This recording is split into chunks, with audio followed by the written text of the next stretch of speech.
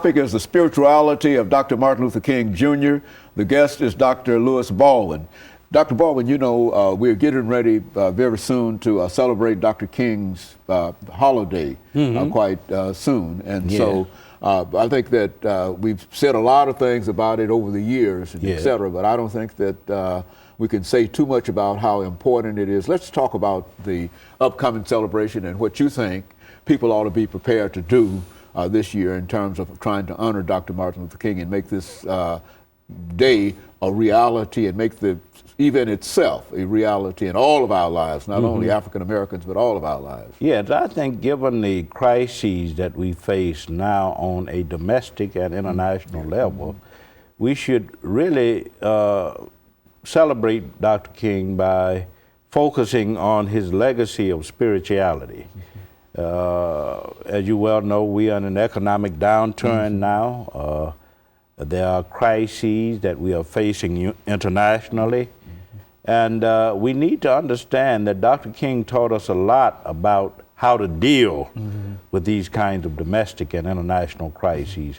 And one way of dealing with them, of course, is through the prism of spirituality. That is, we have to understand that prayer and meditation are very much a part of how we function in the world.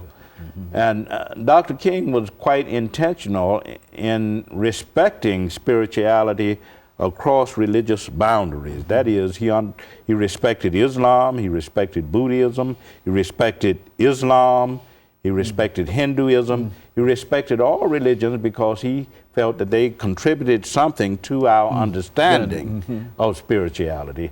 So I think we got to get back to spiritual values as a way of dealing with the crises that confront us.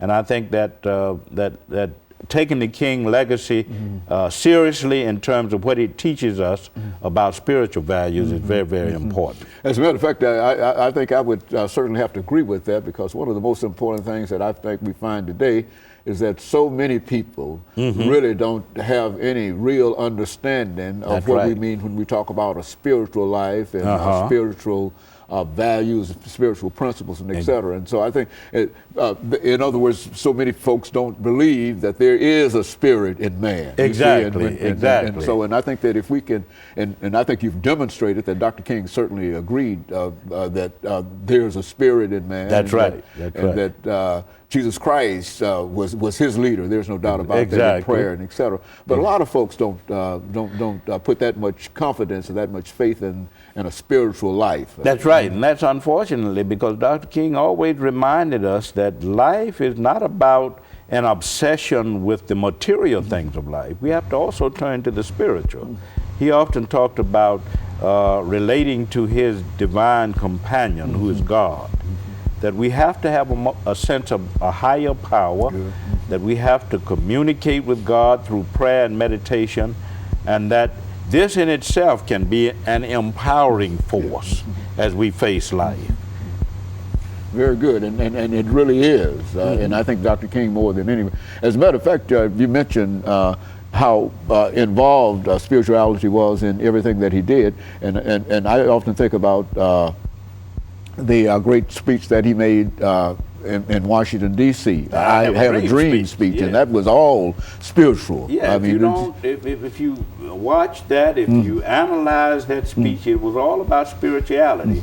Dr. King was driven by a kind of spirituality that made it possible for him to confront the challenges and the realities of the movement and to stand tall. He was never at a point where he was faltering under the pressure of the movement, in part because of the role of prayer and more generally speaking, the role of spirituality in his life. What did you say in reference to your prayer life, in reference to the speech that he made, that I've been to the mountaintop?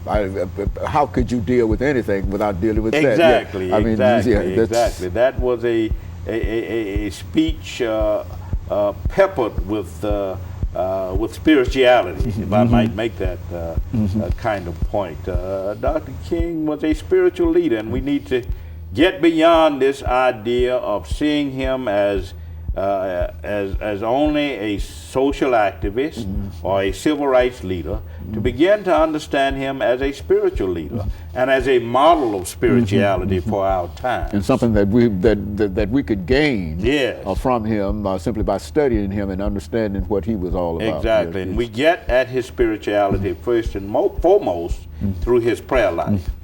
Well, Dr. Baldwin, you know, you've had a chance to deal with Dr. King over many, many years, and do you think that his reputation is becoming, what do you think about his reputation at this time? I think there's a tendency today to domesticate Dr. King. We often, the Glenn Beck demonstration last year in August, or this year I should say, in August of 2010, was staged as an event designed to promote the civil rights movement.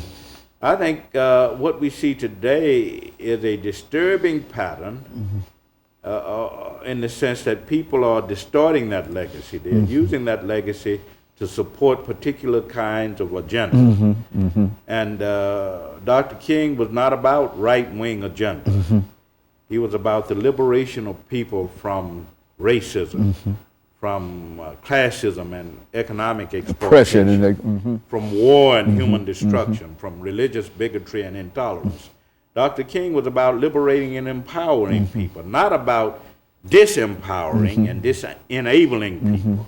And I think we have to keep that in mind as we celebrate him. And would you predict a greater celebration this year because of and why would we celebrate? We've got a black president now, and what does that mean in Yes, terms but of? I think Dr. King would say that we have not yet reached the promised land. Okay.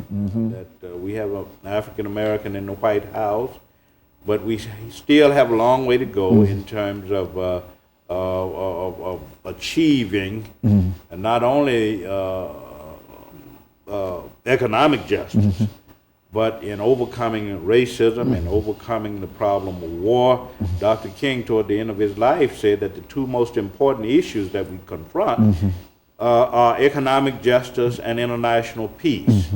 So we got to deal with the economic injustice in our society, the classism in our society, and we got to deal with the war and the human destruction. And all of that would eventually bring Dr. King's legacy, make it a reality for a lot of people. Is Yes, that in terms of the realization of what he called the beloved community. Very good. And of course, Dr. Baldwin, we've got about 2 minutes.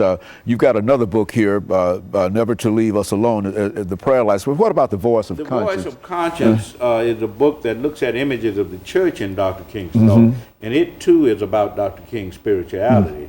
But I focus on biblical images of the church as temple of God, the church as covenant community, the church as body of Christ, and also some cultural historical images such as the church as conscience of the state, the church as moral guardian of society.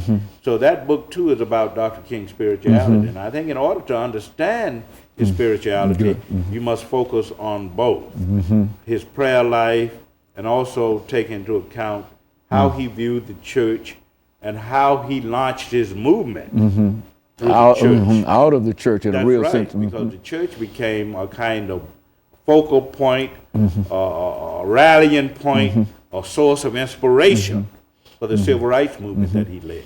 And you know, it's hard to argue against the church if you're talking about equality, you see, right. and so it would be that would be the forum. That's right. That you would think about all men being created equal and et cetera. And so it makes a lot of sense to think in terms of him being a spiritual leader and at the same time dependent upon the church. And building around. Yes, because the church was the custodian of his spirituality. It was through the church that he developed spiritual maturity and this sense of his own spirituality. So we have to take both into account. Say something, Dr. Baldwin, in that 30 seconds about going to church. I think that's important. And when you read Dr. King's speeches and his interviews and his letters, that is very, very important. I think a lot of us today don't consider that to be very important. It's not about simply going to church, but participating in the life of the church through tithing, through participating in other activities in the church. that was quite important for Dr. King, because first and foremost, he was not only a man of spirituality, but he was a man of the church as well. Good, and he was a man of God too. Yeah. And of course, let me thank you, Dr. Baldwin, for bringing that excellent information to us. And let me encourage our audience to tune in again next week for another informative edition of Comments. Thank you and good morning.